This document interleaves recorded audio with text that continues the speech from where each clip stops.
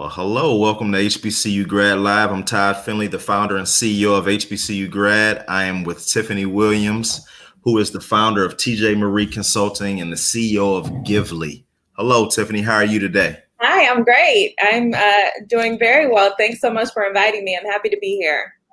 Awesome. We're happy to have you. Let's start. I want to go back. First, tell me who you are right now. Exactly, Okay. the CEO and all the high level. Then we're going to go back and talk about who you were as a kid. Okay, yeah. So who am I today? Oh, that's a good question.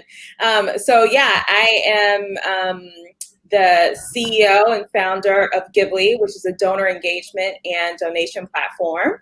We launched very recently, and we can talk all about Gively, but essentially it is an endeavor that was very near and dear to my heart, a labor of love for the last 2 years.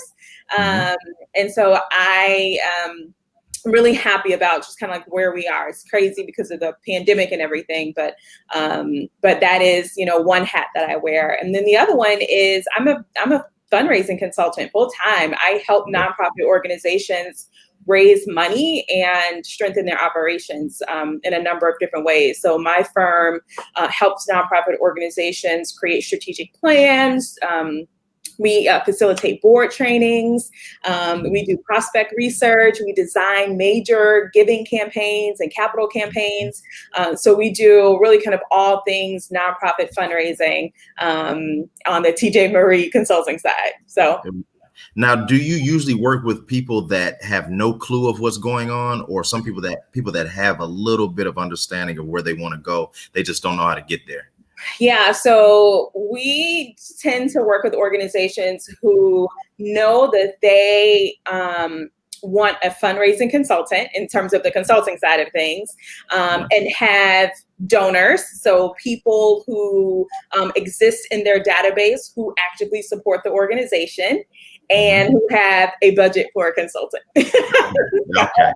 That's typically, that's important. So that's typically, the kind of a little bit of the criteria. Right. That makes sense. Now let's go back. Where are you from, Tiffany? I'm originally from Hattiesburg, Mississippi. I was born in North Mississippi, a city called Clarksdale. My parents, both sides of my family, they met in Clarksdale. They were there. And then we moved to South Mississippi when I was about 3 or 4, I think. And then so I was raised in Hattiesburg, and then, lived all over the place as a consultant, and then finally settled in Chicago about almost 5 years ago. Okay. Now, what's the major industry in Mississippi? Cotton and catfish. I don't know. Okay. Yeah, I mean, when you think of big industry, there are some, there are some companies, there's some, car manufacturer plants and that type of thing. But generally, you think of, the cotton industry, you think of fishing industry. Right. Yeah. Okay. Now, do you remember the first donation you ever made, even as a little girl? Yeah, so I wouldn't say it's the first donation I ever made. I don't know if I can remember that far back, but I do remember always being philanthropic. So we went to church. We grew up in the church. My grandfather was a Baptist pastor, so we were always in church. Okay. Right. But I remember, getting a quarter or 50 cents to put in the offering at church. So that was, as far back as I can remember, that was a normal thing. It was, 2 offerings. One was tithes and offering, and then one was benevolent offering. And benevolent offering was the money that you gave that went toward people who were maybe less fortunate or who needed it at the time. So that philanthropy mindset has always been a part of my life from very young age. Right. How did that make you feel? Because I remember my first time giving, it made me feel so good. and I wanted to feel that again. Yeah. Did it make you feel the same way? And it said, hey, Yeah. this is something that I want to pursue. I mean, I definitely think that giving is, contagious. I think, when you give, your body releases dopamines, you feel good, you see yourself in a different way. You see yourself as being someone who is helping and contributing to society. And so certainly, I mean, I think, even as a young person and then kind of carrying that up to what I do now, is so important for me to make sure that people see themselves doing good in the world and being philanthropic and being giving and all that kind of good stuff. And so that certainly has traveled with me, and coincidentally has become my life's work. Right. Yeah. That's awesome. Now, I did a little research and I see that you went to FAMU. Yes. We did go to FAMU. I did. I have a feeling that we were there at the same time. Yeah, I think we probably had mutual friends. Yeah. So I'm a Delta BA, and I know you're Kappa. So we got to have some friends in common. Right. But I was in SBI. Okay, I was too. Okay, well, I don't know. Maybe we did cross. Yeah. I have a feeling you probably were a little bit more studious than I was. I don't know.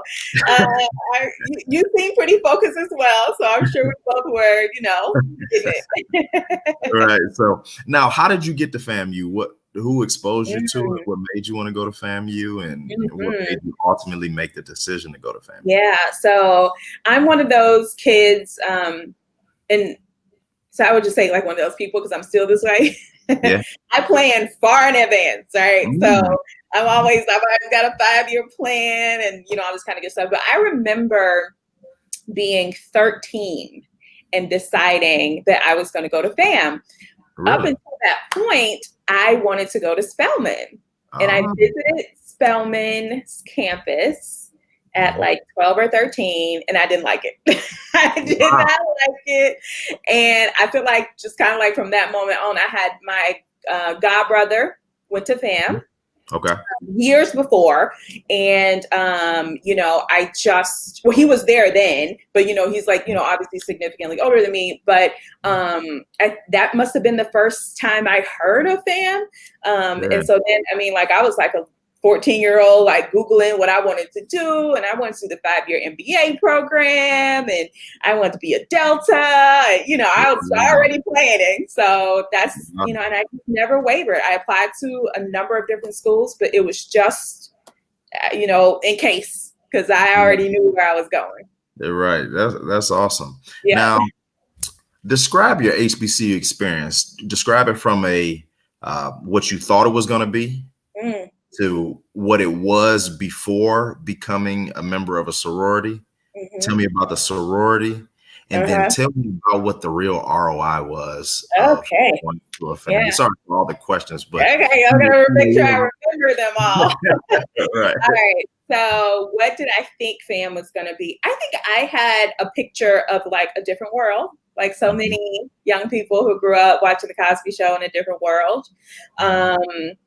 That it was going to be fun and you get to just kind of live with your friends and, of course learn, but, you just the entire environment. And I honestly feel that's pretty much what it was. I was not disappointed at all. My very first year, I was very homesick and I was very, I had become a small fish in a big pond. Right. Whereas, in my hometown, I was kind of a big fish in a small pond. So it's kind of everybody is everything. Everybody's smart. Everybody was student body president. Everybody, So, you didn't stand out necessarily from everybody else who was super smart and talented. So, so the first year was a little tough.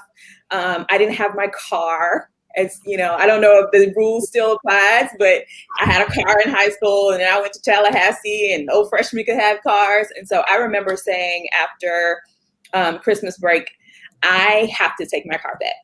I cannot, I got stuck out at the mall one time with the rain and at the bus stop, waiting on the Towels train or whatever. And I was like, I'm not doing this. And so I brought my car back the second semester, and I think things got a lot better. Yeah, so I thought it was gonna be like different world. It kind of was. I was always studious. Like, there wasn't a point where I felt like I was like falling behind or anything like that. But it was work. Like, I'm not one of those. My little brother is just naturally smart. You can give him any task. He doesn't have to study for it. Like, he can just get it done. I had to study it, but I had done that in high school, so I was prepared. All right, and then prior to sorority life, I think I met so many friends freshman year, girls in the dorm, guys in STI. I mean, like, it was just like life as a college kid before sorority life, right? Yeah. And then sorority life. And, I had long admired the Deltas. Like I said, I was a kid already like searching, BADST in high school, right? So I already knew what I wanted to do. And the first time I applied, I didn't make it. I applied as a sophomore. Me too. And I didn't make it. And then I applied again the next year. And by this time, I felt like, all right, now I got some chops. My grades are always good, but I was like very involved. I was presidential ambassador. I was like, doing a ton in SB. I had to do the stuff you got to do to kind of, to stand out a little bit. So, but it definitely changed my life. I mean, I met, ladies who would, unbeknownst to me at the time, become like lifelong friends, like forever and ever. And so I always say, like, going to FAMU was one of the greatest decisions of my life. College Delta, when I did, was one of the best decisions of my life. And it continues to be. I am very blessed in having gone through both experiences. So. All right, nice. Now, what year did you cross? Okay. Okay, so you telling people how old I am, not that. What are we doing? Okay, I'm trying to see if you were around because I was 2004.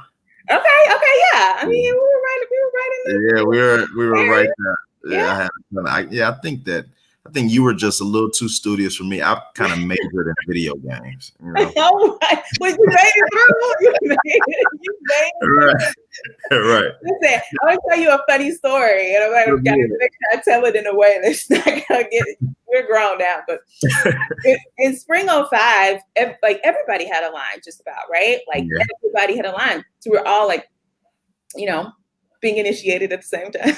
And I was very close. I have a lot of Alpha Z friends. One in particular I was very close with in college. And I remember like he and his, line brothers did and they were going through the process.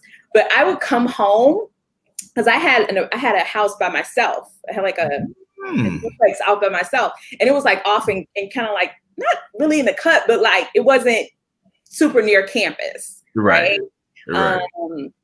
And so, but I remember coming home one day, and this probably happened more than once, but I guess I had like given him a key on some like, you can come hide here type of thing. And I remember coming home one night, tired, probably crawling to the door and stepping over like Alpha Z, campus who were like sleep on the floor, and like go to my room and close the door, go to bed, but it was just such a normal thing. And I look back now where you don't get to like live with your friends and, see them every day.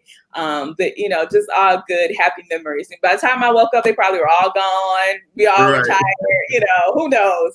But it's, the memories like that you keep with you and that really kind of made the college experience for me. So. That's awesome. I'm pretty sure they were tired from just studying. You have studying together at study groups. Yes. Yeah, yes. I'm pretty sure. Now, do you encourage people to go to FAM now? I've been noticing a lot of people have children. A lot of stars are having children, and their children are going to different schools. Do you encourage people to go to FAM, or do you encourage people to just go to an HBCU that fits them? So I don't have kids, Mm-hmm. but I always said if I did have them, and if I do have them, my money will go to an HBCU. Now, Mm-hmm. you can choose which one of those HBCUs is the one, but I'm going to send my money and my support to a historically Black college. Right. And there are a number of reasons as to why. But my nephew, I told him the same thing. You know, you go where you want to go, but I'm just telling you right now, TT supporting the HBCU. So he ended up going to Morehouse and having a Okay. great experience there. He graduated 2018, I guess. Yeah. So he was one of the Robert Smith scholars, the one that got all his student loans paid off. Yes. Wow, that's awesome. So see what happens when you listen to your aunt. When you gotta listen to Good things happen. Good things happen. So yeah, no, so I don't necessarily say like you have to go to FAM. Obviously, that would be my preference. If anybody asks, wants my little opinion, I won't say go to FAM. But I think more, I think it is important that we support and maintain relevancy for our HBCUs. And so that's where I think that would be my suggestion to anybody thinking about where they're going to school. Right, me too. I'm all about HBCUs, but I'm really about FAM because that's what I know. That's right. I can't give you any other experience. That's the one I can give you. So that's number one.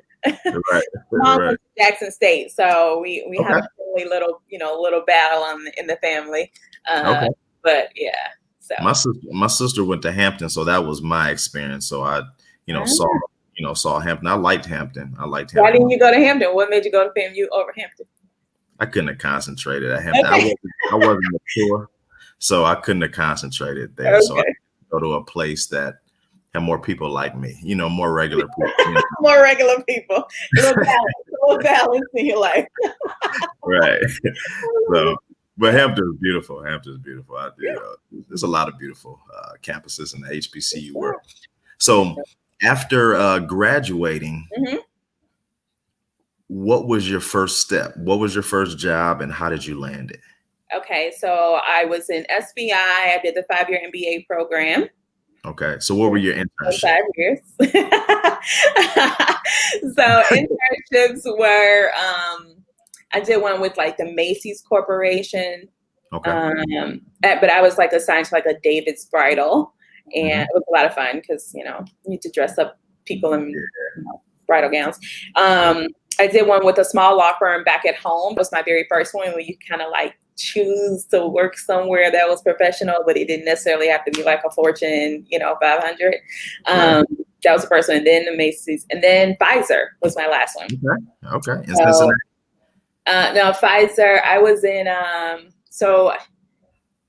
like training and all that kind of stuff was like outside of Dallas, and then I had my territory though was in Mississippi, so I was able to like come, like my territory was back at home.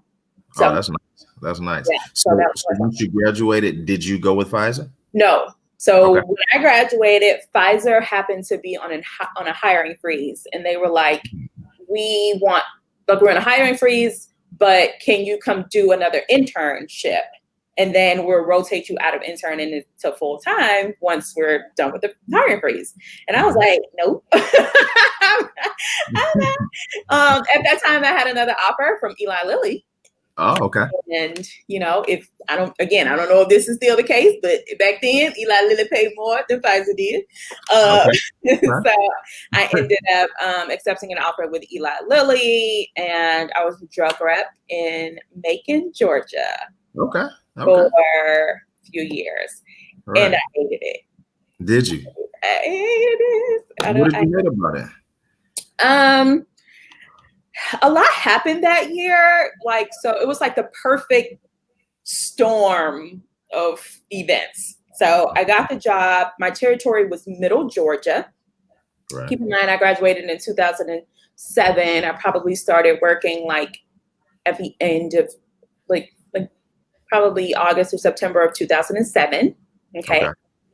Barack Obama was running for president. This was starting to happen. I'm in Middle Georgia. Okay. So that's the whole thing. They would see a Black person coming and just want to tell you their thoughts about this Black Muslim, man.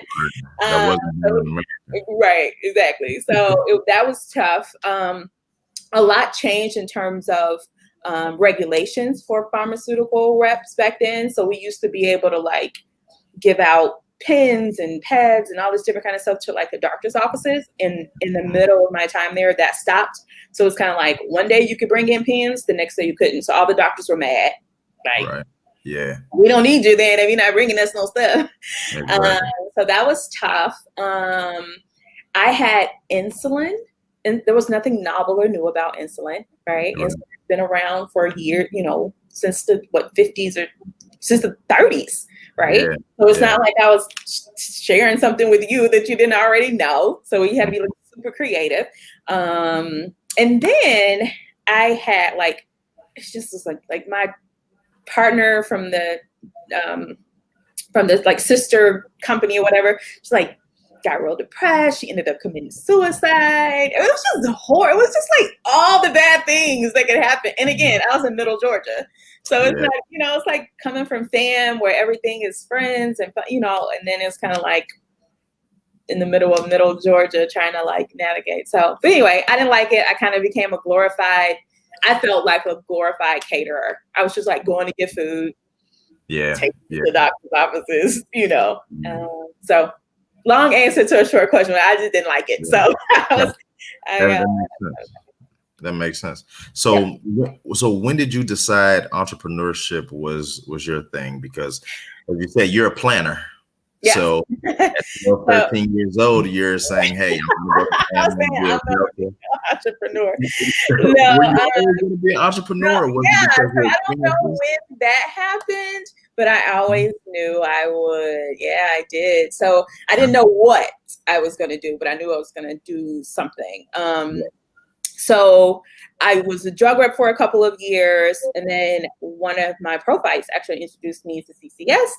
And said, CCS. CCS is a fundraising consulting firm. It's a big international fundraising consulting firm. Okay. And she said, you should check this out. And I'm like, okay, because I hate being a drug rep, so let me check it out. So I did, and I ended up working for that firm for 7 years almost. Wow. And so I started out, as an associate director, and then just kind of went up. By the time I left, I was a vice president, but I had really kind of got to the top of what was possible until you start getting into sales.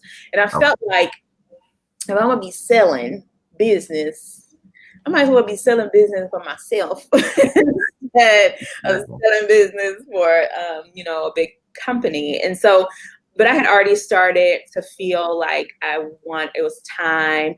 I had come up with the idea for Ghibli, everything, the whole story, but things just kind of, I knew I was going to leave, or I knew I wanted to leave. I didn't know what I wanted to leave to do. And then the idea for Ghibli came. I started to kind of think about it a little more, work on it a little bit. And then I was like, okay, I'm going to leave. I'm going to leave and work on this platform. And while I work on this platform, since I know how to do fundraising consulting, I'm going to create this little company and just do a little bit of that. It ended up doing a lot of that and also doing Ghibli. So it just kind of all happened in, a way that made sense that I didn't know at the time. But I always kind of knew I was going to be an entrepreneur. I always knew I wanted to work for myself. Makes sense. Tell me about Ghibli. So Ghibli, I was giving a talk at a breakfast for fundraisers and directors of nonprofits, and somebody asked a question about how we can engage young donors better, and I gave an answer, but it just wasn't enough for me. I couldn't be like, you should use this. Right.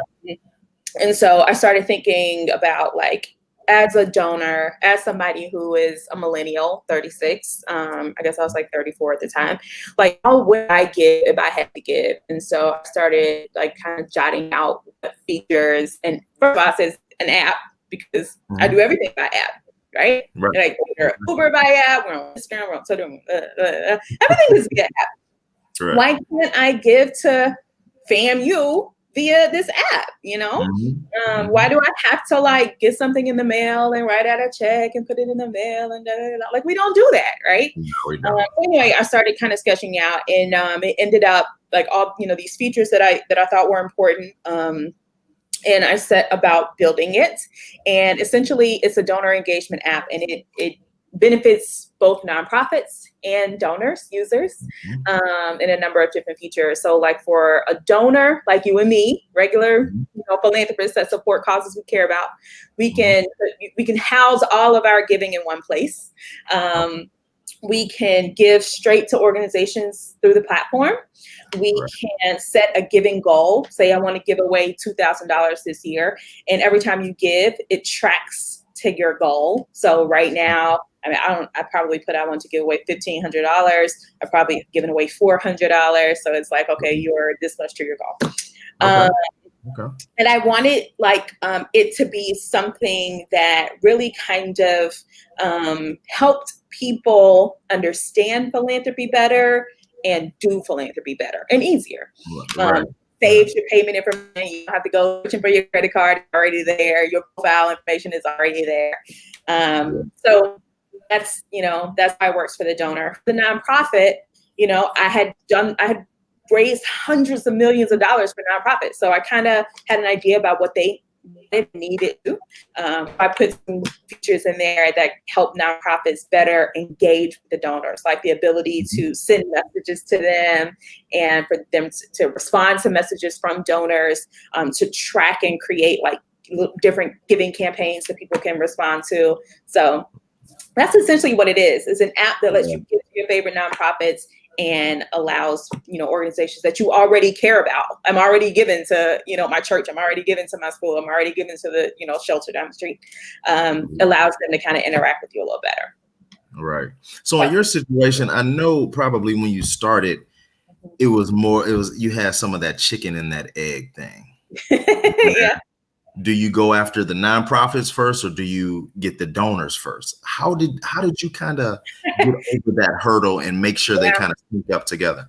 So I did the exact opposite of what anybody in the startup world will tell you to do. They say, stay away from two-sided marketplaces, right? Like, don't do the two-sided marketplace. You're not going to be able to cater to them and to them. It's just, don't do it. And I was like, I can't not do it. Right. So I didn't decide, to answer your question. What I decided was that there's no way you're going to get donors to do what you need them to do unless you create features for them, right? Yeah, right. And you're not going to get nonprofits to sign up because they are the ones that essentially subscribe to the service. You're not going to get them to sign up if you don't create features for them. So we needed both. Like, we did this like study, and we like interviewed dozens of nonprofit leaders and donors, and they're like, what did you want? All these different kind of questions, and everybody wants something. So it's kind of like you can't do one without the other. So let's create the most important features for each, and then see how they interact with it from that approach. So we did the opposite of what people said to do. But we're being disruptive, right? We don't want to do what everybody else is doing. We felt like we had a good strategy for doing both, so that's what we did. Right, makes sense. What makes a person or an organization, let's say an organization, good at raising money? You said you've raised hundreds of millions of dollars. How did you? Some good. No, I'm kidding. like what makes you good at that? Like, I'm not good at raising money. I'm a good seller. I'm a good brand builder. Well, you're probably good at raising money. If you're selling, what you're selling? Everything. Okay, so is that right? You are selling an idea of impact to people who have an affinity for that mission. So essentially, I have a dog. I'm praying she remains silent through the duration of this interview. But we love dogs. Dogs are okay with that. But so I have an affinity for dogs. I like them. I will support the dog shelter down the street because that is my affinity. So what that dog shelter has to do is essentially connect me in a way that makes me want to support their mission, and that is to save the dogs. So the way you go about doing that is different for every organization, but essentially, I would say organizations that get fundraising right, one, they are very clear about their case. Like, what are we raising money for? And not like just, a broad thing, like we're raising money for the shelter. No, what about the shelter? You know what I mean? Like, for the dogs, what about the dogs? Like, can you drill down on the case for support? So organizations that do that are on the right path. Okay. Leadership. Are you investing in fundraising? Do you have leaders who are dedicated to, making sure that the message is getting out there to donors and are following what is part art, part science about fundraising, and are, following a path that makes sense in a broad scope. Right. Donors, obviously, like you need the donors. You can't raise money without people. So how are you acquiring them? How are you tracking them? If somebody gets $10 today, are you asking them for 15 tomorrow? Right? How are you increasing that? And then probably the last thing is a plan. Like, so now that you are clear about the case, the leadership is locked tight, the board, the administrative staff, the fundraising staff, you've got the donors, and then is there a written strategy that everybody is on the same page about? That is what I found, that organizations that do those 4 things pretty well, successful at fundraising. Okay. Thank you for the free consultation. You're welcome. I'll send you an invoice. I really appreciate that. Now, what motivates someone to give? So from the donor side, I know you love dogs and you love HBCUs and you love Delta. And, you have affinity for things. What motivates you to give? Is it seeing what these organizations have done for what you care about? Or is it just who you are and what you think that how you can motivate these organizations to do more through your giving? Yeah. So that's an interesting question, because this is actually, I was giving a talk on donor psychology when I conceptualized Ghibli, when I said, somebody asked me that question. And people are motivated to give in a number of different ways and for different reasons. Right. Some people are motivated to give because they believe that they have a duty to give back to society. They, either grew up with that notion, that would be mine. I grew up with the idea that to whom much is given, much is expected, that it is my duty to do this because I have been blessed with things. Okay. Right. Some people are motivated to give because they are or feel guilt about having been given or privileged in certain ways. So I was born into the Rockefeller family, and that's not fair. So I need to get, that type of thing. Some people give because they want to be recognized. And it's not a bad thing. I know some people are like, oh, they're going to be recognized with a name on the building. It's not a bad thing. But some people do want recognition, and that recognition they feel gives them a certain standing in society or standing in their circles. And so, that's another donor, motivation. Right. So there are a number of reasons. I think like 5 key or 4 reasons, but those are some of them. Some people just, really impact is their thing. They have gone through something in life that makes them have a special affinity for a thing. I wasn't a dog person, so I got a dog. Now that I do have a dog and I am a dog person, that change in my life has created some, thing. Think about Mothers Against Drunk Driving, right? Something happened in their lives that created, some affinity for a need that they saw in the world. And so they feel like they should support and give to help address it. Right. What do you think is McKinsey's What is her motive? I don't know. Let me call her up on the phone, Dad, and let me see what she say about, this, $1 billion. What Yeah. do you think about those donations the last few days? That those were the biggest donations to HBCU. What do you think? I felt like you were going to ask me this question, so I should have thought about what I was going to say. Listen, anytime you are giving back to HBCUs, I'm happy with it. I'm good with it. I don't, I'm not one of those people who try to dictate where people give their money. I think, you gotta, people give for the reason why they give, Right. Far be it for me to tell somebody else what they should be spending their money on. I think it's good, Do I think that like all HBCUs deserve more funding? Yeah, for sure. I mean, I hope that we continue to elevate those messages and do the work that it takes to make sure that happens. But I also think HBCUs and no organization can rest on like getting that one big donor, like that's just not the way it works. And I get that inquiry all the time. We just need one big donor, and we're in Chicago. So it's usually like Michael Jordan or Oprah. Oprah. And I'm like, do you have her phone number?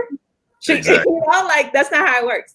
So you really have to diversify your, you got to diversity. What you're doing with corporations, what you're doing with foundations. So how are you pulling in the individuals? 70% of giving in this country is done by individuals, by people like you and me, right? So focus on like one big donor, or foundations that only make up like 7% of giving, then, a lot of organizations are going to miss the mark. Right. Yeah. So HBCUs as a whole I think they have a $2.1 billion endowment. Okay. And then you have a school like Harvard, which is not a good, I shouldn't compare, but their endowment is 40 billion. So their endowment is 20 times what all HBCUs endowment. Yeah. Mm-hmm. How do we close that gap, in your opinion?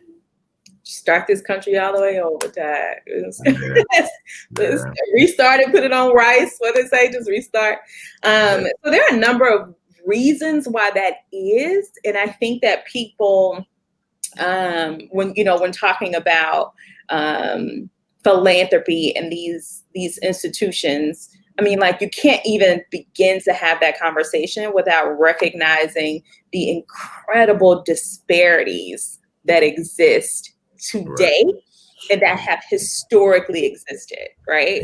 So we're talking about hundreds of years of a head start, right? And significant advantages and privileges and all of the above, for those types of institutions. And unless we can go back and undo that, I personally just don't see that. I hate to say it, I don't want to feel like I'm being pessimistic, but like Harvard is always going to have a huge endowment because a lot of people that go there have significant money, have significant power, and so they can leverage those connections to make sure that happens.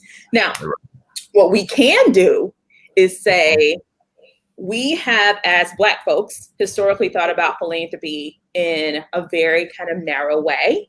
It's not a bad thing, but we have historically given to our churches, right? So you think about philanthropy and Black people giving, like the most consistent funding is going to religious institutions. Again, it's not a bad thing. It's just what it is, right?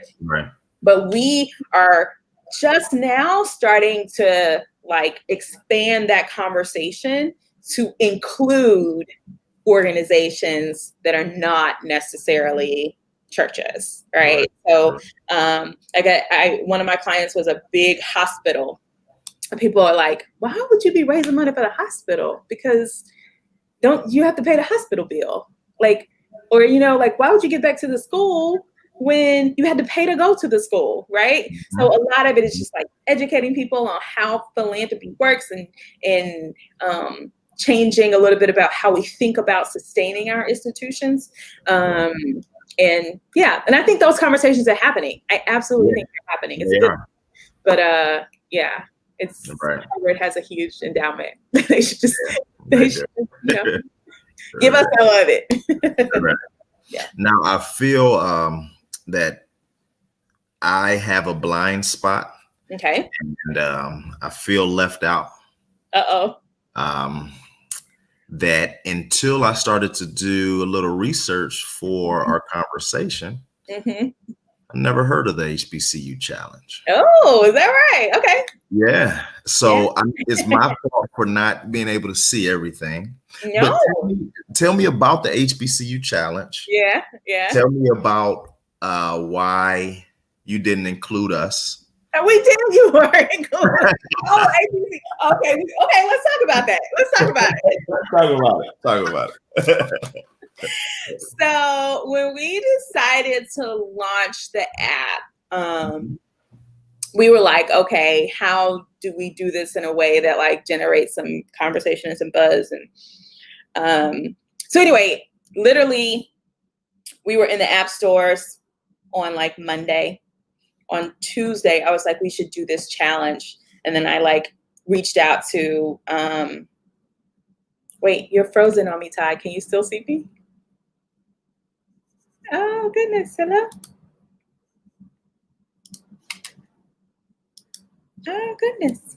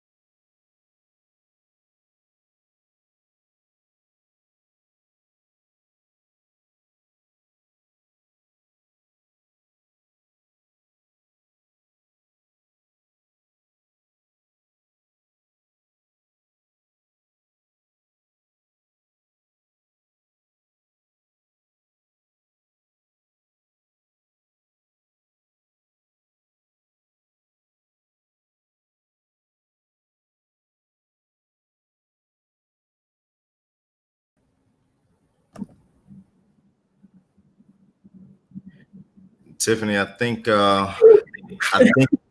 was me. I don't know what happened, but we'll it's fine. Sorry about that. No, it's okay.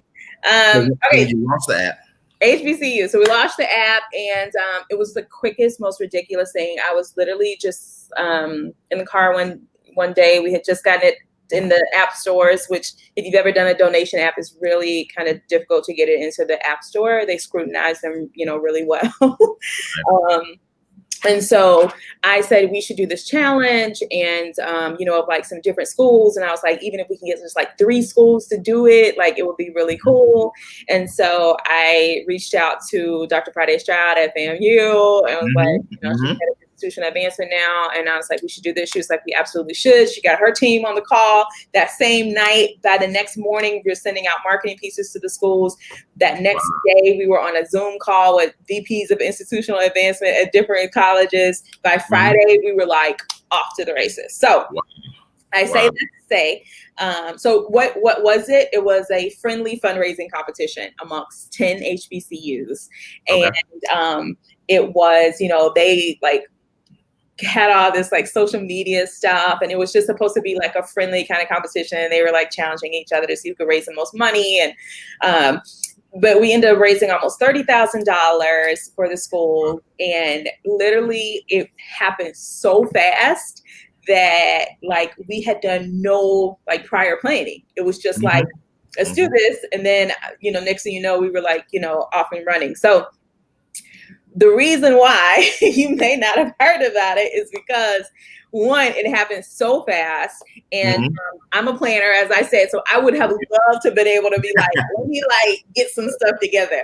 So we did get some good press and PR, different publications and the Griot, even Bossip. I think like Bossip was the first one to write up about it.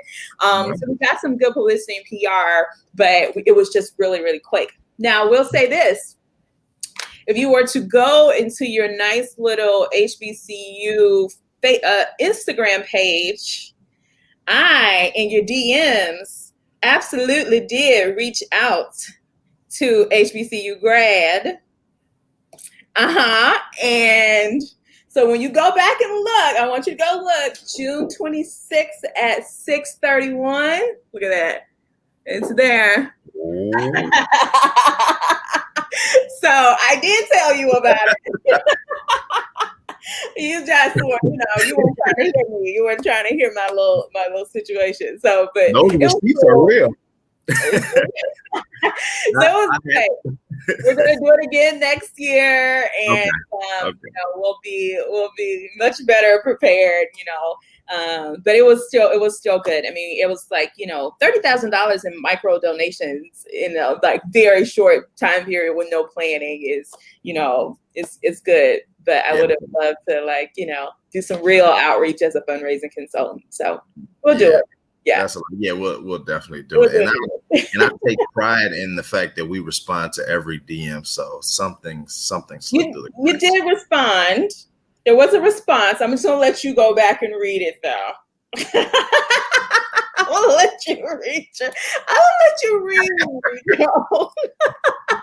Okay.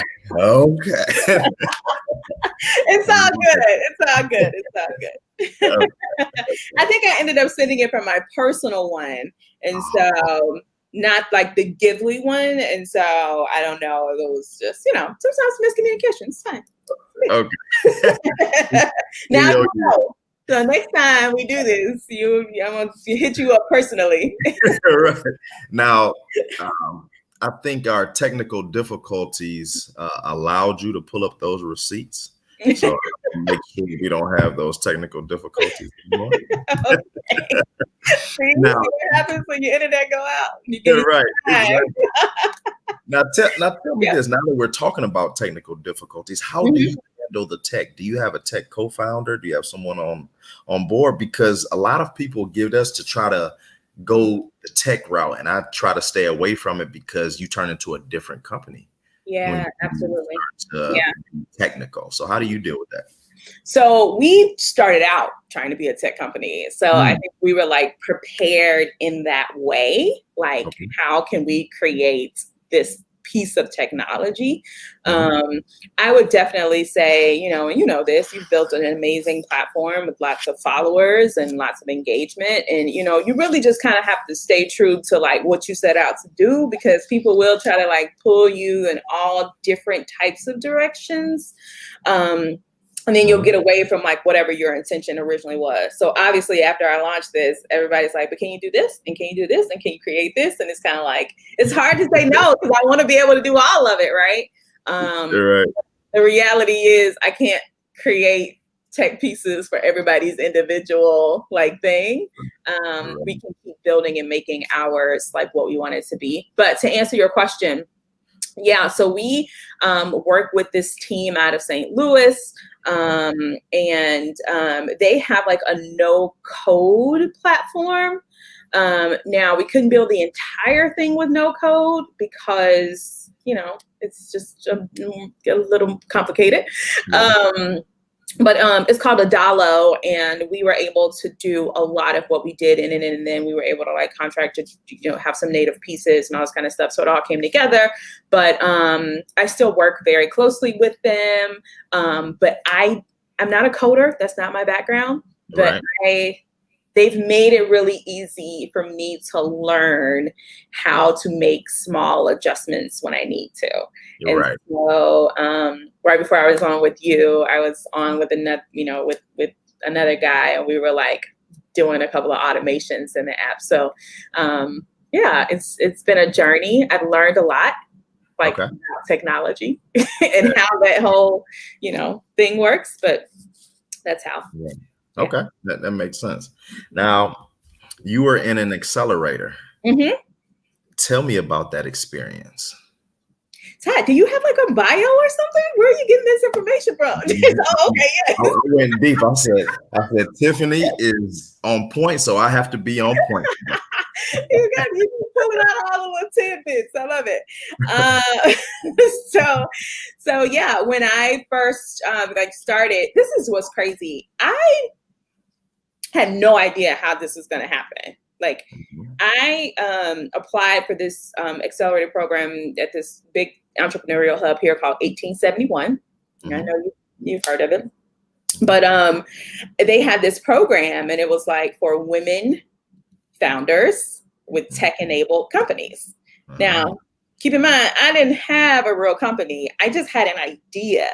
So then it was like, how can I market this idea in a way that they would be impressed by it to let me in this program?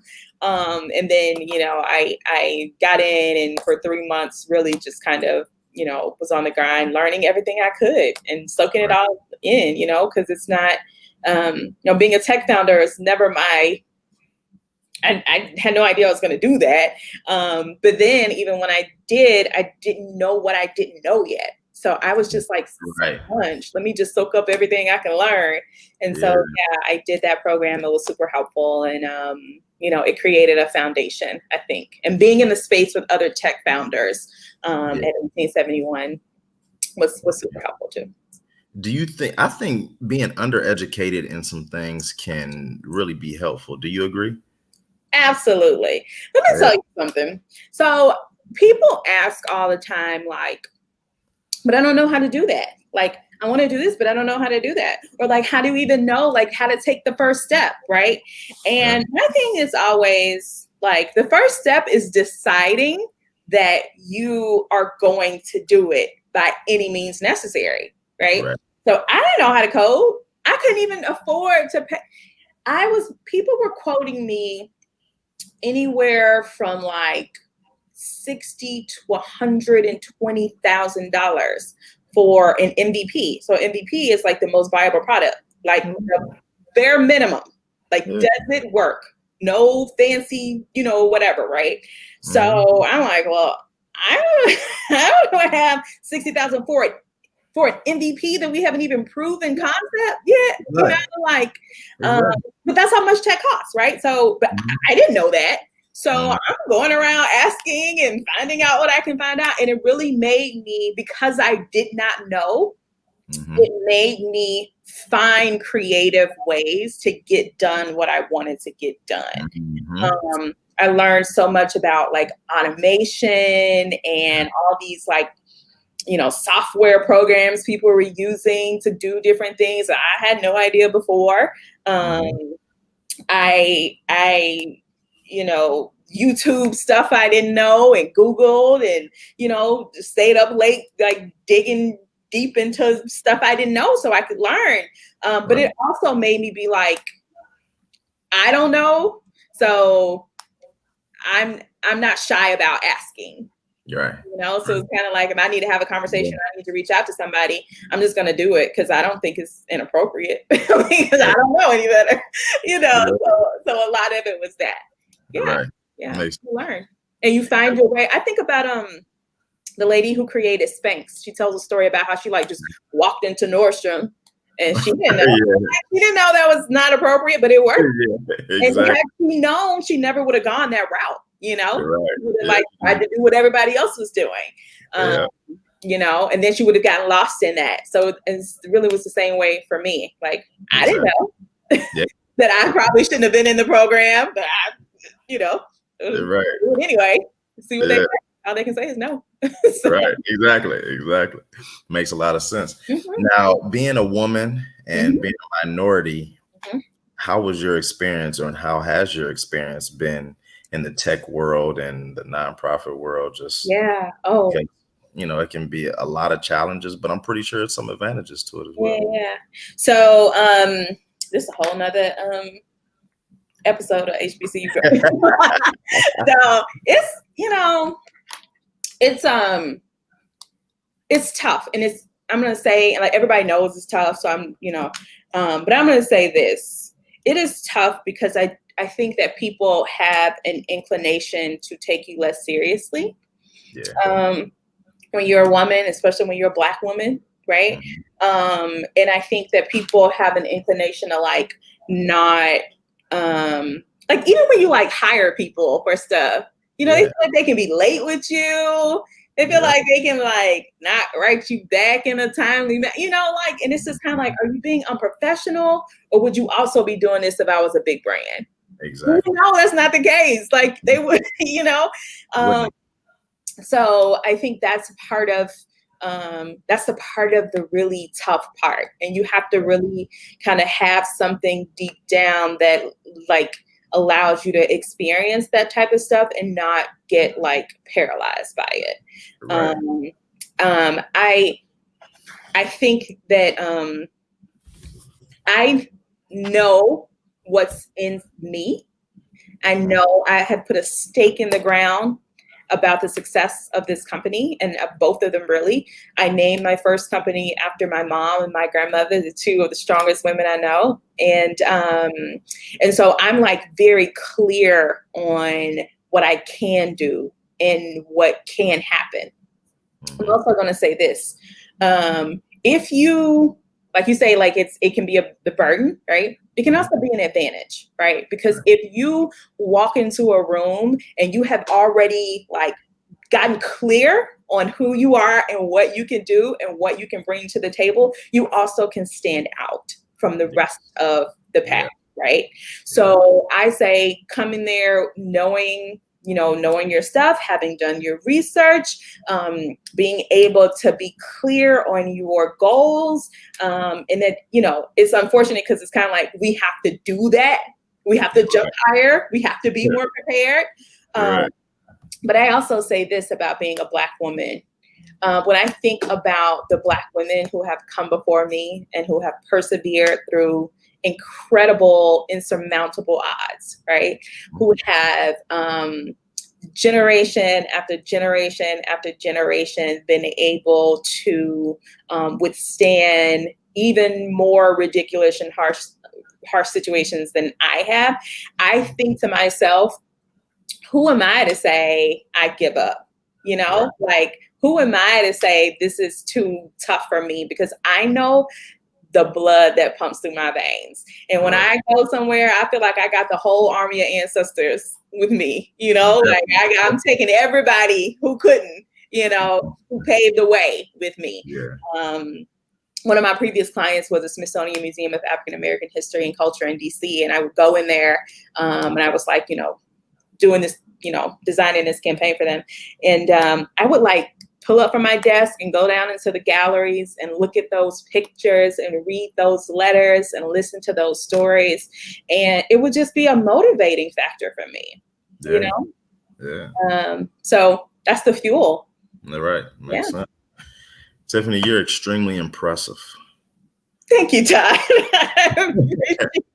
Seriously, you know, it's amazing that we have been this close and, you know, don't know each other. You know, we're both, you know, kind of forging, you know, a path to kind of break some barriers. And, you know, you're doing a lot. We appreciate you taking the time to talk to us. Is there anything that you wish I would have asked that I didn't? I don't think so. I see Gively app is on the screen, so that's that's how you can find out more about the Gively app. Okay. How can people find you on social? At Gively app on all channels, on Facebook, on LinkedIn, on Instagram, at Gively app. Okay. Yeah. Now, did you do a lot of research beforehand and say, as far as making sure that you could get all of those Gively app everywhere? Yeah, I think that was the first thing I did, was like make sure I could have the handles. Okay. Yeah. Right. You find one, exactly. You find one in one place, and then it's not available over here. You know, I wanted to just have Gively. Yeah. Like Gively. But there's some musician in some other part of the world who has all the Givleys. So I couldn't get to the Gively. I tried. Okay. Anyway, so yeah, at Gively app. Sounds good. Well, hopefully we can work together in some type of way. I was just thinking about. I'm so glad we crossed paths. Yeah. Yeah, I'm thinking about, how can we do something and, have people donate to the Gively app, through the Gively app, excuse me. So, we'll talk further, as time goes on. And then once I get to a position where we can afford you, we're going to help us raise some money, because we're not good at raising money. Well, anytime you have a question, we can, schedule some time to talk it out. Pro bono. We'll schedule some time pro bono. Now, once you start getting up, I'm going to have to start charging you now. So. Right. Sounds good. Thank you, Tiffany. We really appreciate it. And if there's anything that we can have to do for you, please reach out and we will. Just respond positively to my DM next year. It sounds good. Thank you, Tiffany. Have a good night. Good rest of your week. Okay. You too. Bye.